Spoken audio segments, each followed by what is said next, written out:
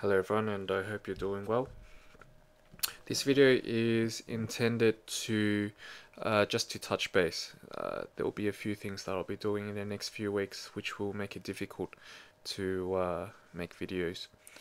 I wanted to cover a few topics today, and first and foremost, my coverage of man psychology from King Warrior Magician Lover.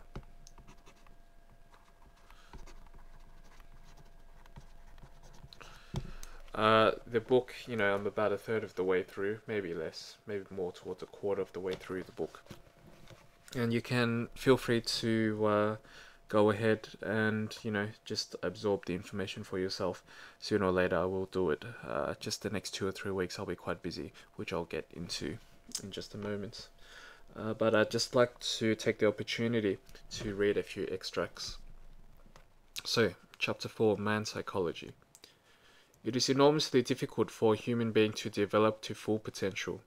The struggle with the infantile within us exerts a tremendous gravitational pull against achieving that full adult potential. Nevertheless, we need to fight gravity by dint of hard labor and to build the pyramids of first boyhood and then manhood. So first boyhood and then manhood that constitute the core structures of our masculine selves. As I leave you for the next few weeks, I'd like you to go through the videos of boy psychology and to really take a look at yourselves. Your goal is to diagnose the shadow sides of boy psychology in yourself, and in that way, transform it into richer versions of yourself. The divine child, the prodigious child, the forms of boy psychology that is ready to transform into man psychology. The distinguishing feature of the more advanced form is that it is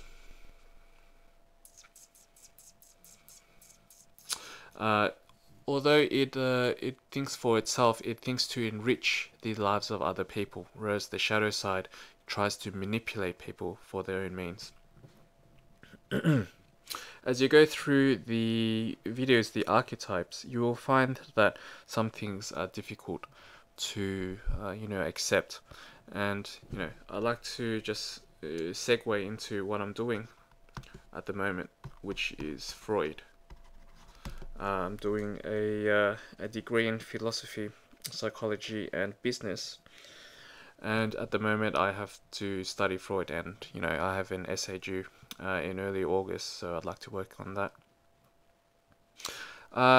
Just taking some information from the course I'm doing, and that is that,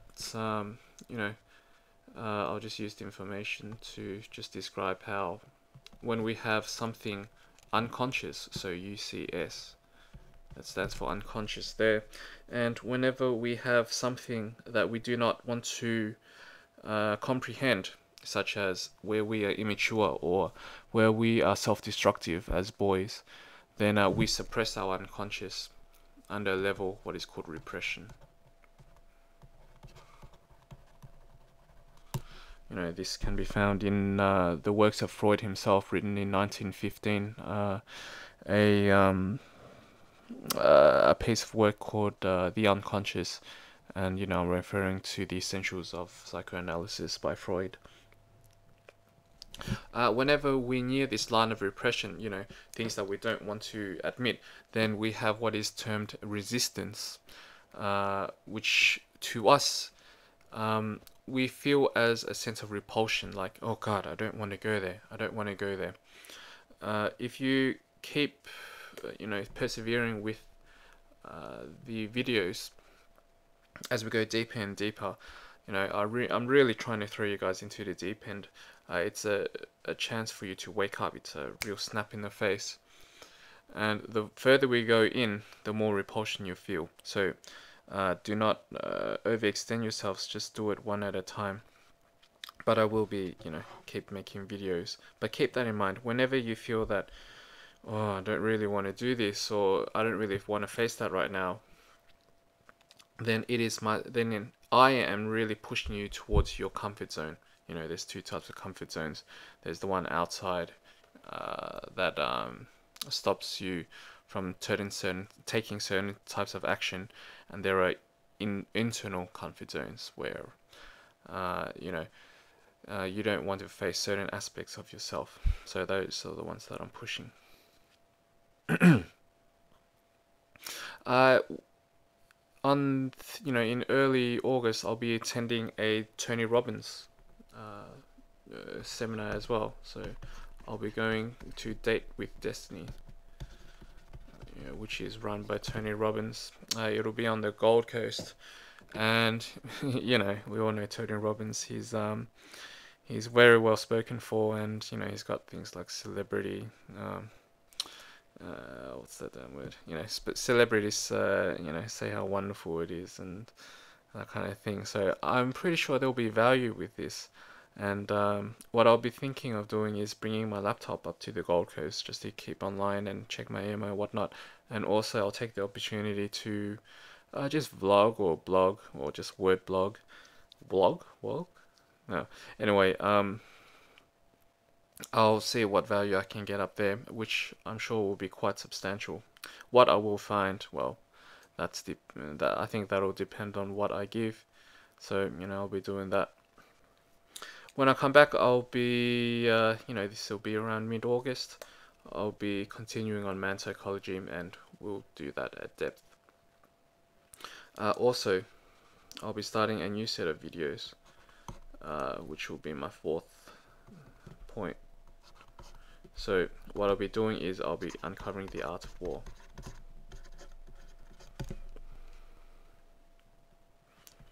Ooh. Okay, the art of war. Now there is a specific reason that I am covering the art of war, and the main reason is that I'm using the art of war as a crutch to introduce my listeners to spirituality.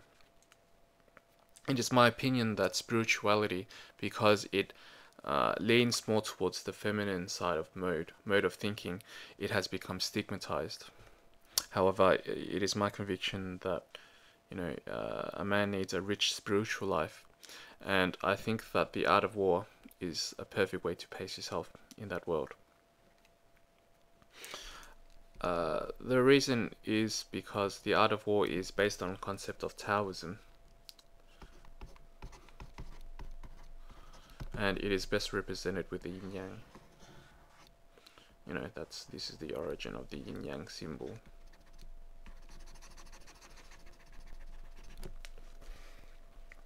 Taoism is not a religion, so to speak. I consider it more as a way of life, and I take much value from it. What I'd like to stress is that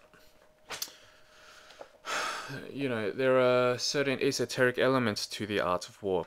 For example, when we reach the chapter that is named energy, actually I have the art of war in front of me right now, and I think it is chapter 5. 3, 4, 5.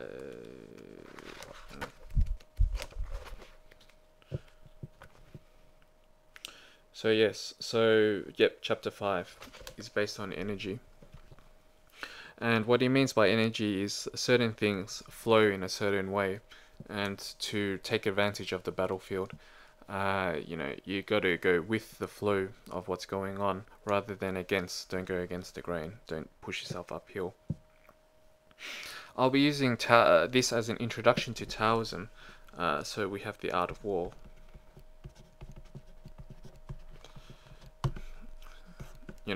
And eventually, there are more involved texts. There's Tao Te Ching. There is Chuangzi. There is Wenzu. These kind of texts, and most of these texts, they don't make a lot of sense if you're not really versed in this kind of thinking, in the mystical side of it, so to speak, or the more intuitive side. What I want to distinguish is that I won't be asking us to quote from or to follow the art of war directly. And there is a very good reason for this. If we think of the art of war, and the whatever it is I'm doing here, put a space there, you find that the stratagems, or the strategy, or the mode of thinking as we go through, if you analyze them, they can be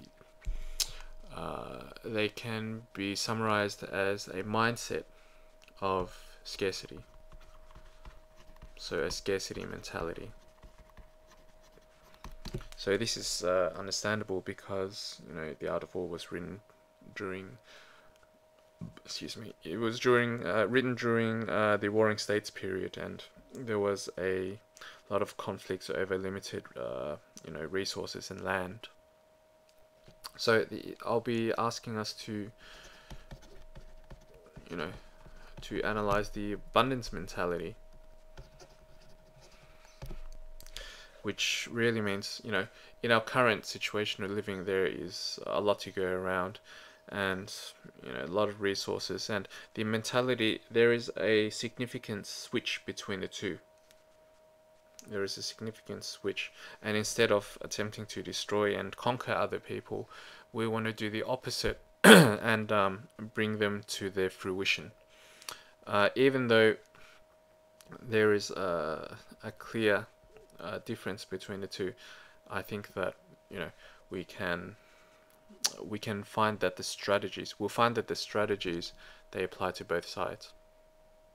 I suppose the good way of describing this is warlessness, if you want to use that term, the art of warlessness, and pardon my awful handwriting. Okay, what I'll do in my next video is I just wanted to cover the very first line of the Art of War. Actually, I'll do it right now. Yeah, why not? So what I'll be covering is the Art of War translated by Thomas Cleary.